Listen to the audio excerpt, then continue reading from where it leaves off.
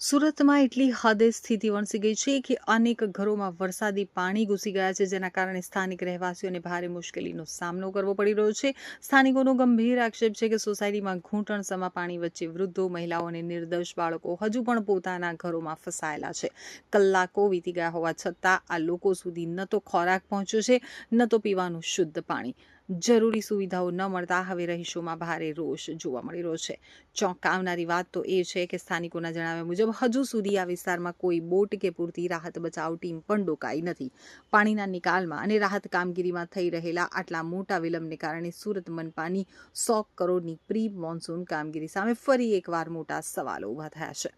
સ્થાનિકો ભારે આક્રોશ સાથે કહી રહ્યા છે કે ચૂંટણી સમયે જે નેતાઓ અને પ્રતિનિધિઓ હાથ જોડીને વોટ માંગવા ઘર સુધી આવતા હતા, તે સંકટની આ ઘડીએ પૂરતી મદદ માટે ક્યાંય દ્વારા કોઈ સુવિધા નહીં આપી. ના આવેલા, પણ અમે છે ને એક ભાઈ પોલીસ વાળા તેડીને આવેલા, તેમનો ભાઈનો દીકરો છે પોલીસ વાળાની તાબૂતમાં, તો અમે રાતે અંધારામાં કઈ રીતે નીકળીએ, તો અમે નીકળ્યા નહીં. કઈ જાય જમવાનું કઈ હા બધું ના, અમારે તો હતું જ જમવાનું.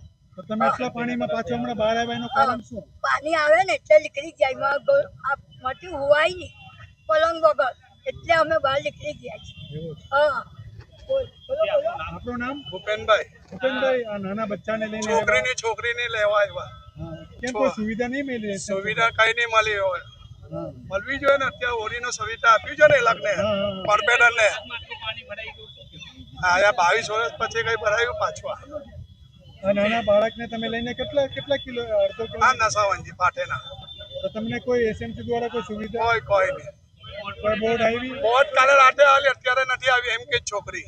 કોર્પોરેટર કોઈ આવ્યા તમારા ઘરે કઈ મળવા માટે? કોઈ ના ના, કોઈ આ તો મારી છોકરીને લેવા આવ્યો છે. હવે અંદર આટલા છે એમ ના. આ નાના બાળકને લઈને આવ્યા? આ મારી છોકરીને લઈને આવ્યો. છોકરી છે, તો હું મારા ઘરે લઈ જાઉં. અહીંયા મચ્છરમાં કાં રાખવો હવે? કોઈ સુવિધા નહીં મળી ને? હોળી આપવી જોઈએ આ લોકોને કાઢવા માટે બી. શું નામ છે બેન આપણો? નૈનાબેન નામ છે મારું. કેટલા વર્ષોથી અહીંયા રહ્યો? 22 વર્ષથી રહ્યું છું. 22-23 પાણી કેટલા વર્ષ પછી આવ્યું? આ 22 વર્ષ પછી પાણી આવ્યા. શું કહેશો તમે, તંત્ર તરફથી શું મદદ મળી એસએમસી દ્વારા? તંત્ર તરફથી શું મદદ મળે? સાંભળતી બોલાવવા પડે તારે આવે છે ને ગટરના પાણી ઉભરાય છે. ગટરનો શું નિકાલ કર્યો છે એ લોકોએ? દર વર્ષે પાણી ભરાય તો ગટરમાંથી જ પાણી આવે છે, એ લોકો શું નિકાલ કરે છે? હા તો એમ કીધું અમે બધે નિકાલ કરી દીધું. શું નિકાલ કરે છે? અમારા ઘરમાંથી ગટરની અંદરથી પાણી આવ્યું. અમે તો અડધો માળ સુધીનું પાણી અમે માળ ઉપર છે, તે છતાંય અમારા ઘરમાંથી ગટરમાંથી પાણી આવ્યું.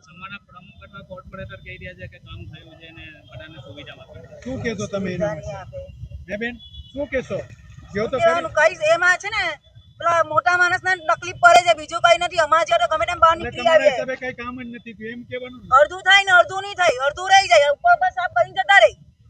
પૂરું સાફ હોય તો આ નિકાલ થાય. ક્યાં આવો છો તમે? ક્યાંથી આવો છો? ઘરેથી આવે. તો કેમ પાણીમાં કેમ કોઈ સુવિધા નહીં મળી તમને કોઈ ચીજની? ના, આખું ઘર તો અડધું ઘર પાણી ભરાઈ ગયા છે અંદર હશે 10 થી 15 ફૂટ પાણી. કઈ મને એસએમસી એટલું દ્વારા કઈ સુવિધા મળી તમને? નહીં કઈ. ખાલી રાત્રે બોટ આવેલી હતી, પછી પણ અમારાથી ઉતરાય એવું નહીં હતું, કેમ કે મારા દાદીથી ચલાતું નથી, એટલે એમને બેડ જોઈએ સુવા માટે. હા. કોઈ કોર્પોરેટર અથવા કોઈ આવ્યું હતું ત્યાં? નહીં કોઈ કોઈ નહીં આવ્યું? કોઈ. શું નામ છે બેન આપણું? જીગીશા રાણા, આ કઈ સોસાયટી કહેવાય? લાલીમા નગર સોસાયટી. કોઈ જાતની કોઈ સુવિધા નહીં આપી કોઈ નહીં. એસએમસી દ્વારા? નહીં. ખાલી બોટ આવી હતી તે પણ ખાલી કઈ કામ જમવાનું કઈ આપ્યું? નહીં કોઈ વસ્તુ નહીં. ઓહ. Thank you. સર શું નામ છે આપણું? આપણું નામ?